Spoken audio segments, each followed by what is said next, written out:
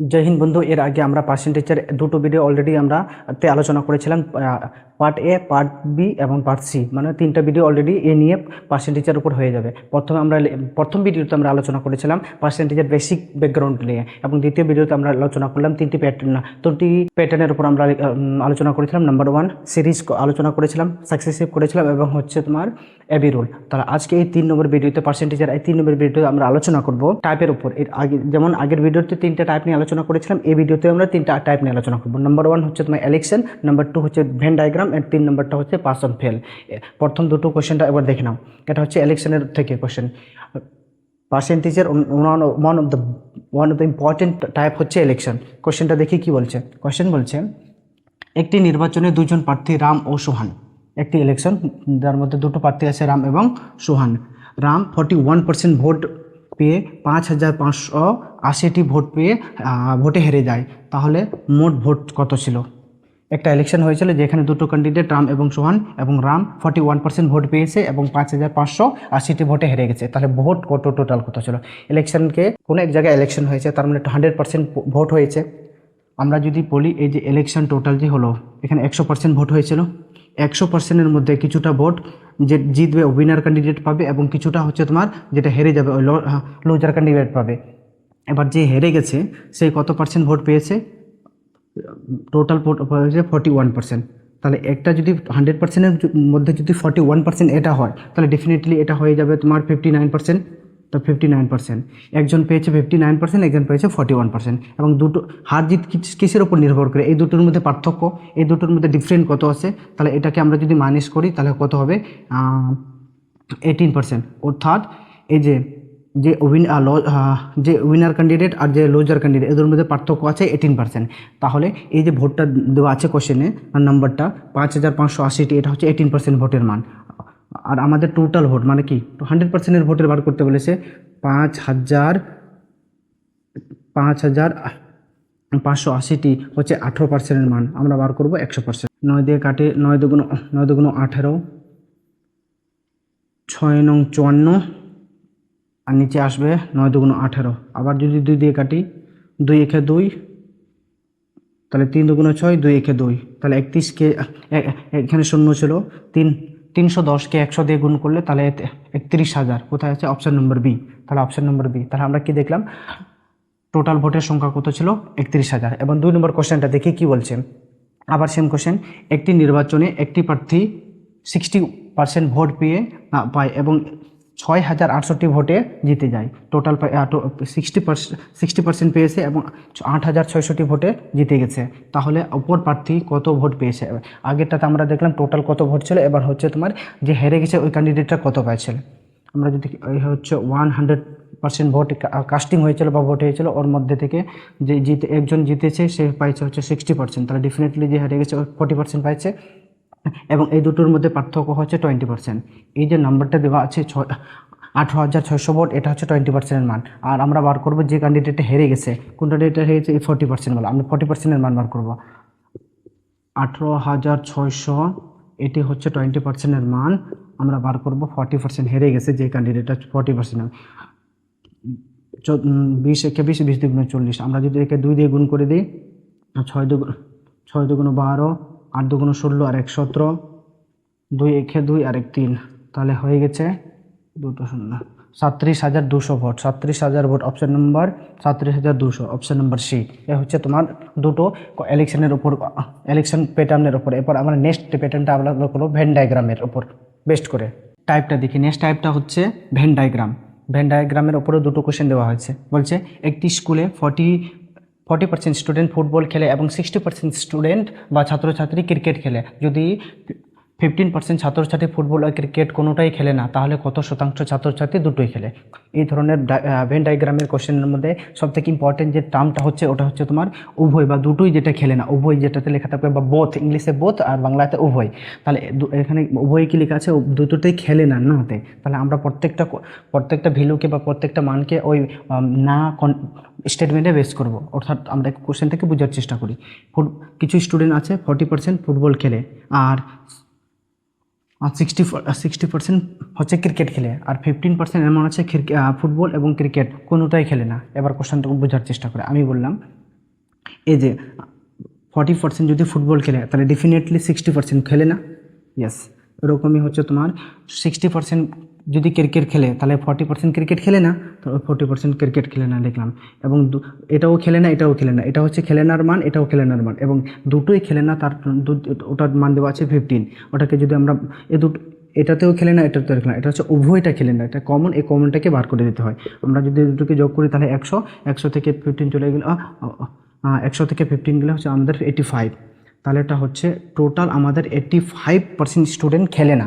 তার মানে হচ্ছে তোমার কতজন খেলে? 100টার মধ্যে যদি 85% স্টুডেন্ট না খেলে তাহলে ডেফিনেটলি 15% স্টুডেন্ট খেলে। তাহলে অপশান নম্বর সি হচ্ছে আমাদের সঠিক অ্যান্সার। এবার নেক্সট কোশ্চেনে যায়।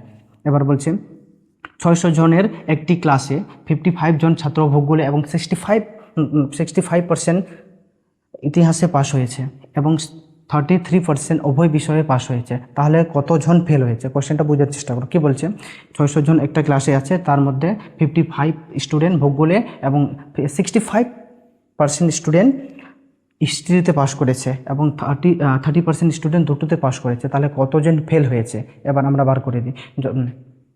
উভয়ের বিষয় দেওয়া আছে, পাস হয়েছে, তাহলে পাশে কনসেপ্টটাকে লিখবো, উপরে কোশ্চেনটা করতেছি। এবার কোশ্চেনটা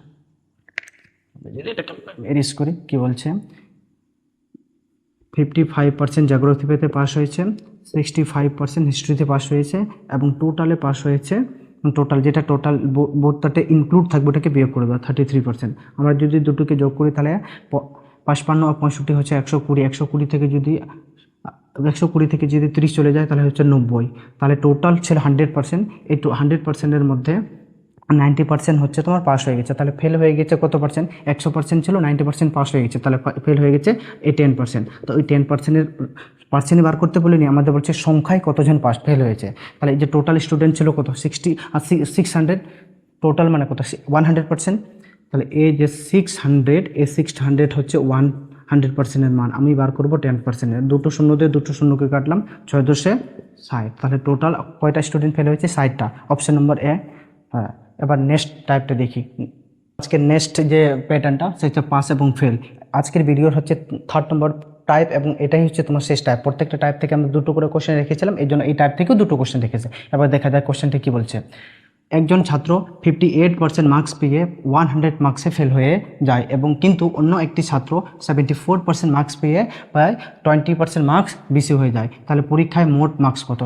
কোশ্চেনটা একটু বোঝাই চেষ্টা করি। এবার বলছে একটা এক্সাম আছে যেখানে একটা স্টুডেন্ট 58% মার্কস যখন পেয়েছে সেটা যতটা পাস হওয়ার দরকার সেখান থেকে 100 মার্কস কমে যায়, কিন্তু অন্য একটা স্টুডেন্ট যখন 74% পেয়েছে তখন তার 120 মার্কসটা বেশি হয়ে যায়, তাহলে ওই এক্সামে টোটাল কত মার্কস ছিল? চলো বার করে একবার ভালো করে পড়ে।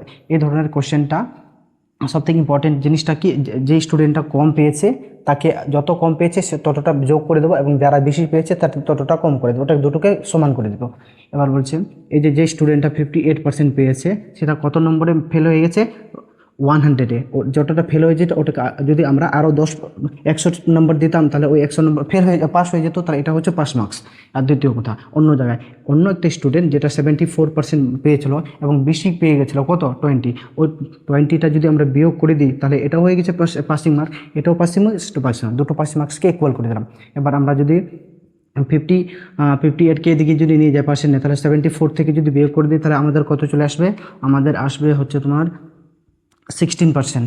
এবং 120টা এই 20তে যদি ওই দিকে -20টা এদিকে চলে আসে তাহলে 120 হয়ে যাবে। 120 অর্থাৎ লেখা আছে যে আমাদের 16% সমান 120 মার্কস, আর আমাদের টোটাল মার্কসে বার করতে বলেছে, অর্থাৎ হচ্ছে কত? 100%-এর মান। এই যে 120 মার্কস যদি 16%-এর মান হয় তাহলে আমরা বার করব 100%-এর মান। আমরা যদি 4 দিয়ে কাটি, 4 4 16, 4 25 100, 4 1 4, 4 3 12, এই শূন্য বসাই দিলাম, 25 3 75, এই শূন্যটা বসাইলাম। তাহলে টোটাল পরীক্ষায় টোটাল কোশ্চেন মার্কস ছিল কত? 750। Option number C. তাহলে আমরা কি করলাম, যদি শুধু বলতো যে পাসিং মার্কস কত তাহলে পাসিং মার্কটা আমরা বার করে দিতাম, কিন্তু আমাদেরটা বলছে হচ্ছে তোমার টোটাল কত ছিল কোশ্চেনে, ওই টোটাল এক্সামে কত মার্কস ছিল ওটা বার করলাম। নেক্সট কোশ্চেনটা দেখো কী বলছে। 67% নম্বর পায় যা পাসের নম্বর থেকে 122 BC এবং B 27% মার্কস নম্বর পেয়েছে, যা 48 নম্বর থেকে ফেল হয়ে যায়। কোশ্চেনটা আবার বোঝার চেষ্টা করি। A 67% যখন নম্বর পেয়েছে, যেটা হচ্ছে বেশি হয়ে যায় কত 192, এবং B 27% নাম্বার পেয়েছে এবং যাকে পাস করার জন্য যতটুকু প্রয়োজন তার থেকে 48% কম। এবার তাহলে ওই প্রয়োজন পাসের জন্য প্রয়োজন নম্বরটা কত, ওই এবার হচ্ছে আমরা পাসিং মার্কসটা বার করবো। তাই আমরা উপরেই করে নিই কোশ্চেনটা কী বলছে। এবার কোশ্চেন আমরা এই যে ইকুয়াল টুটা দুটোকে সমান করে দেবো, পাসিং মার্কস বার করবো। একজন স্টুডেন্ট কত পাইছে 67% এবং কত বেশি নম্বর পেয়ে গেছে ওটা 192। ওই 192 থেকে যদি আমরা বিয়োগ করি দিই তাহলে তার পাসিং মার্কসে চলে আসবে, ওই লেভেলে চলে আসবে। তাহলে ওইভাবে আরেকটা স্টুডেন্ট 27% যখন পেলো, সেই তা কত নম্বর থেকে ফেল হয়ে গেছে 48, যেটা ফেল হয়েছে তাহলে ওকে আমরা নম্বরটা দিয়ে দেবো 48। তাহলে আমরা কি বললাম, যে স্টুডেন্টটা বেশি নম্বর পেয়েছিল ওই বেশি নম্বরটা কেড়ে নিয়ে অন্য একটা স্টুডেন্ট যে বেশি কম নম্বর পেয়েছিল ওই নম্বরটাকে দিয়ে দুজনকে পাস করাই দিলাম। তাহলে এও পাস হয়ে গেছে, এটাও পাস, দুটোই পাসিং মার্কস। এবার আমরা কাটাকুটি বার করে রাখেন 27 মার্কস যদি এদিকে চলে আসে তাহলে বিয়োগ হয়ে যাবে, তাহলে হয়ে যাবে আমাদের 40%।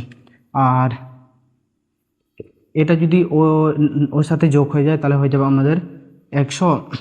এটাকে যোগ করলে 10 3 13 আর 1 14, কি বলছে 90, হ্যাঁ 240, মানে বলছে 40%-এর মান দেওয়া আছে 240। আমরা যদি কাটাকাটি করি 0 0 কেটে দিলাম, তাহলে 4 1 4 424। তাহলে 1%-এর মান দেওয়া হলো 6। অর্থাৎ একবার দেখার চেষ্টা করি 1% সমান যদি 6 মার্কস হয়, তাহলে ওই যে ইকুয়েশনটা, এই যে 1% যে কোনো এটা এই ইকুয়েশনে না হয় এই ইকুয়েশনে যেটাতে মান বসাবো অঙ্ক বার হয়ে যাবে। তাহলে আমরা বোঝার চেষ্টা এই সাইডে বসাই।